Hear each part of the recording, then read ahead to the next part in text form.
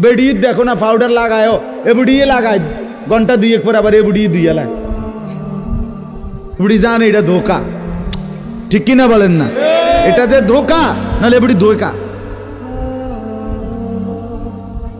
Makeup box ধোকা আবার লাগাইয়া সেটা এটা ধোকা এটা আসল না এটা নকল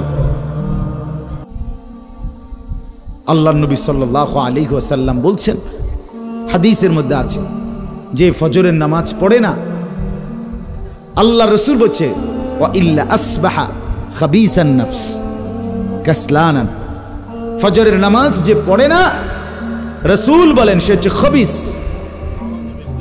খবিস এটা খবিস তুই বেটা এই তোমরা যারা ফজরের নামাজ পড়ো না খবিস তুই বেটা খবিস পাউডার লাগায় পাউডার লাগাও কিত্তা খবিস কোথাকার খবিস আবার পাউডার লাগাও কিত্তা ফেয়ার এন্ড লাভলি ডলো কিত্তা কথা বলেন না কেন তুই কিত্তা পাউডার লাগাও পাউডার লাগাইলে বুঝি সুন্দর হয় বেড়ি দেখো না পাউডার লাগায় এবুড়িয়ে লাগায় ঘন্টা দুই এক পর আবার এবুড়িয়ে দুইয়া লাগ বুড়ি জানে এটা ধোকা ঠিক কিনা বলেন না এটা যে ধোকা নাহলে বুড়ি ধোকা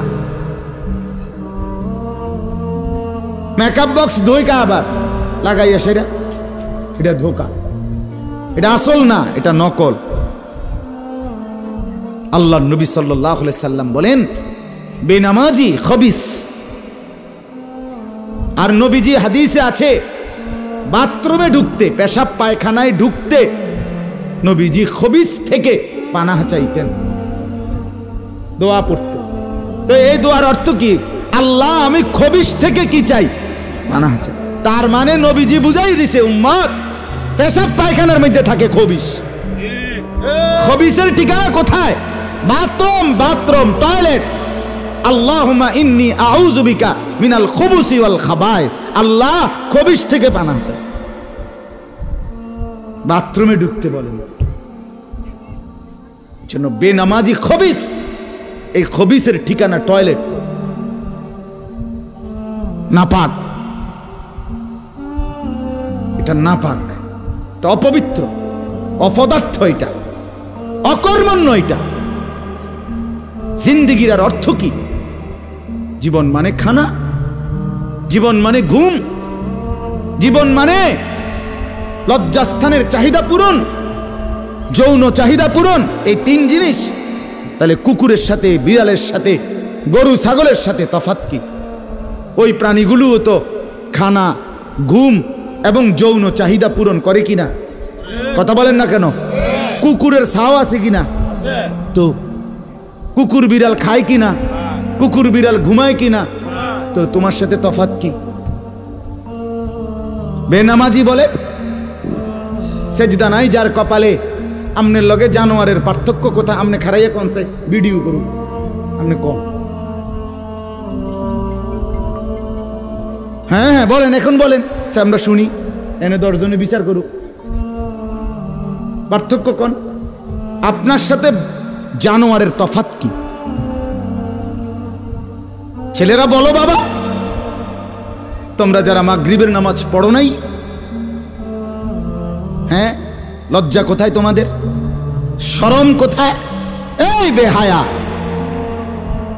কোন লজ্জায় আল্লাহর জমিনে চোখ তুলে তাকাও হ্যাঁ নির্লজ্জ ছি ছি ছি ছি মুসলমান এত আত্মমর্যাদা বোধহীন হয় কিভাবে মালিককে চেনে না বানানে ওয়ালাকে চেনে না গোলামি বোঝে না সেজদা দিতেও মন চায় না মুসলমান এত পাষাণ হয় কেমনে আরে তার মা কোথায় তার বাবা কোথায় আরে তুই কোন মার দুধ খাইছত রে তোরে কি মা দুধ খাওয়ায় নাই তুই কি বাবার হাতে বড় হও নাই তুই কি মুসলমানের ঘরে জন্ম নেও নাই হায় না ফরমান মা বাপ গুলোকে বললাম কি ফুতেরে মা আমনে দুধ খাওয়াইলেন এই অপদার্থ তো সেজদাও দেয় না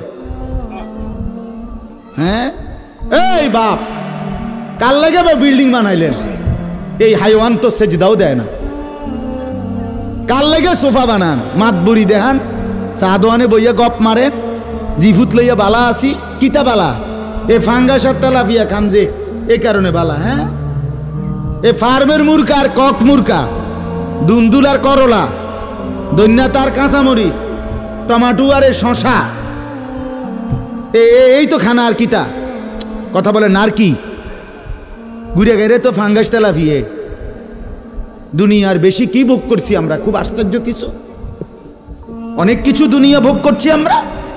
এটুকু দুনিয়া ভোগ করছেন বলে এ ফান কদ্দুর খান, বিড়ি খান, চা খান, বন খান, টেলিভিশনে মানুষের বেডির নাচ চান। আমনের বেডি তো আর নাচে না, নাচে মানুষের বেডি। কথা বলেন না? এতটুকু দেখেই দুনিয়া ভোগ করছেন বলে খুশি হয়ে গেলেন, তৃপ্ত হয়ে গেলেন, মজা পেয়ে গেলেন। আহা, আফসুসের ব্যাপার। এত লম্বা আখিরাত কেমনে পার হবেন? এত লম্বা কবরের জিন্দেগি কেমনে পার হবেন বলেন তো? নূহ আলাইহিস সালামের জামানায় যারা মারা গেছে তারা আজ কত হাজার বছর কবরে পড়ে আছে। ইব্রাহিম আলাইহিস সালামের জামানায় যারা মারা গেছে তারা আজকে কতদিন কবরে পড়ে আছে। হ্যাঁ, আবু জেহেল আজকে কত বছর কবরে পড়ে আছে? 1450 বছর, আরো বেশি, 1450 বছর ধরে পড়ে আছে কবরে।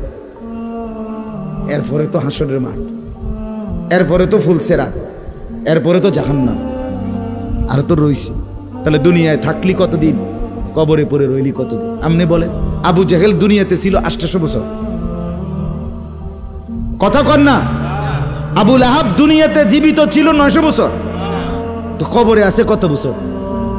তো বাঁচছে কয় বছর? নাহলে 60 বছর, নাহলে 70 বছর, ঠিক কিনা বলেন? তাহলে দুনিয়ায় ছিলি কতদিন, কবরে আসত কতদিন? আচ্ছা, এই কথাই এখনই মনে হইল। হ্যাঁ, এরপরে তো সামনেরটি রয়েছেই মিয়া, এখনো তো কিয়ামত আসে নাই, এখনো তো ইসরাফিল ফু দেয় নাই। একবার ফু দিবে, সব কবরে যাবে, আবার ফু দিবে, হাসরের মাঠ কায়েম হবে। আবার হাসরের মাঠের একদিন, খোদার কসম এই কোরআনে আল্লাহ বলছে, হাসরের ময়দানের এখন একদিন, প্রতি একটা দিন কয় ঘন্টা? হাসরের একদিন আল্লাহ বলছে 50,000 বছর, 50,000 সানা, 50,000 বছর। হাসরের ময়দানের পুরা সময় না, একদিন, একদিন। পুরা হাসরের মাঠ কতদিন সেটা আল্লাহই জানে। প্রিয় বন্ধু আমার, নষ্ট হয়েন না। ছেলেরা আমার, বাপ, বরবাদ হয়েও না। মনে করো কেউ বলে নাই, তবুও নষ্ট করো না নিজেরে। বাবা বলে নাই, মা বলে নাই, সর্দারে বলে নাই, মাতবরে বলে নাই, গ্রামের মুরব্বীরা বলে নাই, কেউ তোমারে কিছু বলে নাই, তবুও তুমি নিজেরে নষ্ট করে দিও না। হযরত ইব্রাহিম আলাইহিস সালাম, পুরা কওম, আপন মা, আপন বাপ, সবাই মূর্তি পূজক, কেউ তো ওনাকে ইমানের দাওয়াত দেয় নাই, তবুও সেই ছোট্টবেলার থেকে তিনি ওইখানে থেকেই উনি খুঁজে নিছেন আল্লাহকে। কাকে খুঁজে নিছেন? আল্লাহকে খুঁজে নিছেন, আল্লাহকে তালাশ করে নিছেন। কওমের লোকেরা বলছে যে তারকা এটা রব। বলছে আচ্ছা ঠিক আছে, দেখি তো। কিছুক্ষণ পরে তারকা ডুবে গেছে। বলছে কই, রব আবার ডুবে কেমনে? পরের দিন এলাকার লোকরা বলছে চাঁদ, এটাই আমগো রব। বলছে আচ্ছা ঠিক আছে, মানে নিলাম, দেখি তো। ভোর হতে হতে দেখে চাঁদ নাই। কি ও রব যদি জায়গা, তো আমি বন্দা রইলাম, রব কো? বুঝেন নাই কথা? এরপরে বলছে সূর্য, এটা বড় সড়ো মোড়া তাজা, এটাই রব। হ্যাঁ, ইব্রাহিম আলাইহিস সালাম বলছে আচ্ছা দেখি তো। সন্ধ্যা হয়েছে আর সূর্য ডুবে গেছে। তো ইব্রাহিম আলাইহিস সালাম বলছে হায় আমার কওম, কি কও এডি তোমরা? তোমার মাথা ঠিক আছে নি? রব কেমনে এর মোড়ে নামে? রব এমন হয় কেন? বানানেওয়ালা এত দুর্বল হবে কেন? তখন তিনি বলছে ইন্নী ওয়াজ্জাহতু ওয়াজহিয়া লিল্লাযী ফাতারাস সামাওয়াতি ওয়াল আরদা হানিফা ওমা আনা মিনাল মুশরিকিন, যে না কওম শোনো, আমি তোমাদের বানানো কোনো দিকে ফিরব না, আমি ফিরছি আমার চেহারা, আমার জিন্দেগি ফিরাইয়া দিলাম ওই সত্তার দিকে যিনি সাত আসমান ও জমিন পুরাটা বানাইছে। হানিফান, একনিষ্ঠভাবে আমি শুধু তার দিকে ফিরলাম। ওমা আনা মিনাল মুশরিকিন, আমি মুশরিকদের অন্তর্ভুক্ত নই, আমি আল্লাহকে ছাড়া কাউকে মানি না।